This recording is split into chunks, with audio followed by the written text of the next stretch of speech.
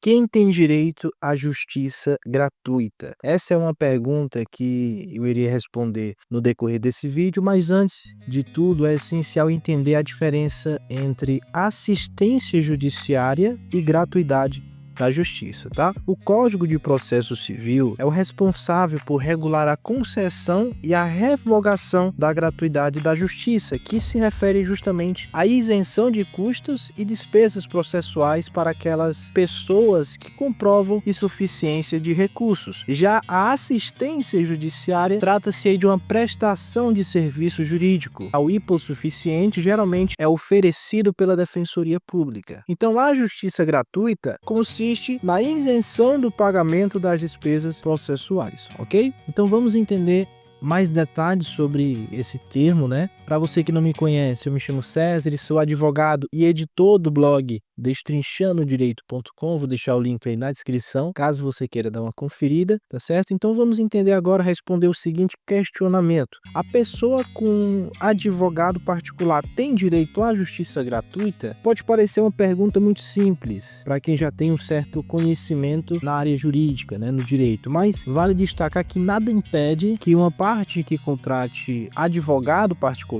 possa solicitar, realizar o pedido e receber a gratuidade de justiça, conforme a previsão lá do artigo 99, parágrafo 3º do CPC. E além disso, o Código de Processo Civil determina que a gratuidade da justiça abrange não apenas as taxas e os custos processuais, mas também, primeiro, honorários do perito, exames como o de DNA e outros procedimentos necessários no caso concreto, o depósito exigido para a interposição de recurso ou proposição de ação rescisória e valores devidos a cartórios extrajudiciais em razão de registros ou averbação necessárias à efetivação, digamos assim, da decisão judicial. Então fica o questionamento: o que não está incluído na gratuidade da justiça? E embora essa gratuidade ofereça diversas isenções, existem algumas situações que realmente não estão ali acobertadas. Por exemplo, eventuais multas processuais impostas ao beneficiário da justiça gratuita durante o processo. Essas multas, elas não estão englobadas na gratuidade da justiça. E quanto à responsabilidade pelos honorários advocatícios, da parte contrária, os famosos honorários de sucumbência. Se o beneficiário da justiça gratuita, ele não obtiver êxito na causa, na ação que ele está pleiteando, seja no polo ativo ou no polo passivo da demanda, ele deverá arcar com os honorários advocatícios da parte contrária, conforme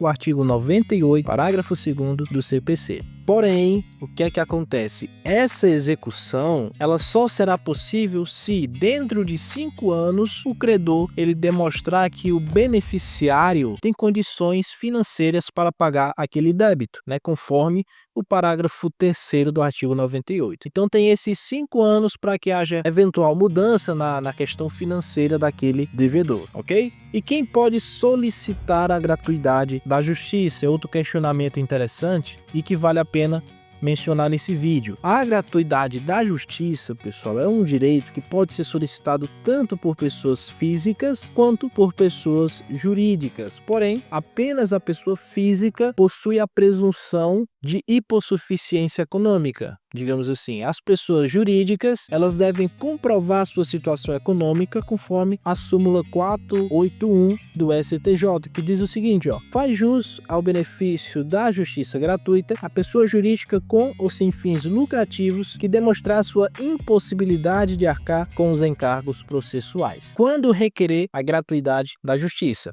Primeiro, a justiça gratuita, ela pode ser requerida em qualquer momento do processo, ou seja, na petição inicial, na contestação, na petição de ingresso de terceiro, no recurso. Isso significa que o pedido de gratuidade pode ser feito a qualquer momento, mesmo durante a tramitação da causa em primeiro grau, após a petição inicial e antes da interposição de recurso. Mas, geralmente, esse pedido é feito na inicial. E existem algumas implicações relacionadas a essa gratuidade no recurso, tá? Ao pedido de gratuidade na fase fase recursal. Se essa gratuidade ela for requerida nesse momento, no momento de interposição do recurso, o recorrente ele não precisará recolher o preparo de imediato e não será possível falar em deserção até que o relator eventualmente indefira o pedido e determine o recolhimento das custas, tá? Então, se houver esse pedido em fase recursal, não há de se falar em preparo. E quanto a alguns critérios de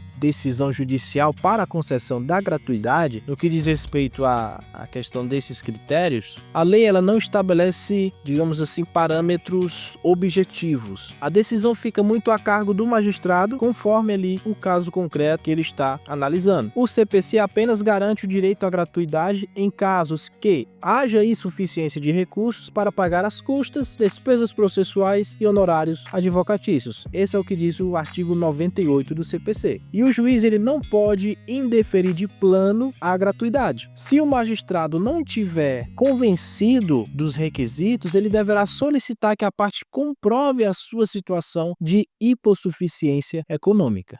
Existe um ponto bem interessante também, que é a questão da concessão parcial de justiça gratuita. O CPC ele inova ao prever a concessão dessa justiça gratuita parcial, que pode ser configurada de duas formas, tá? Primeiro, reconhecimento da gratuidade para alguns dos atos do processo ou apenas a redução de parte das despesas. Isso aí está lá no parágrafo 5º do artigo 98. E a outra questão é o parcelamento das despesas, né? Se for o caso, esse ponto aí está lá no parágrafo 6º do artigo 98, tá? E existe outra questão para a gente finalizar o vídeo de hoje sobre gratuidade, que é quanto à impugnação da concessão da justiça gratuita. Quando ocorre a concessão da gratuidade, né, após a concessão da gratuidade, a parte contrária ela pode impugnar o benefício. Então, se o pedido ele foi deferido, a parte contrária poderá apresentar impugnação na contestação, na réplica, nas contrarrazões de recurso ou em casos de pedido superveniente ou formulado por terceiro por meio de petição simples no prazo aí de 15 dias, conforme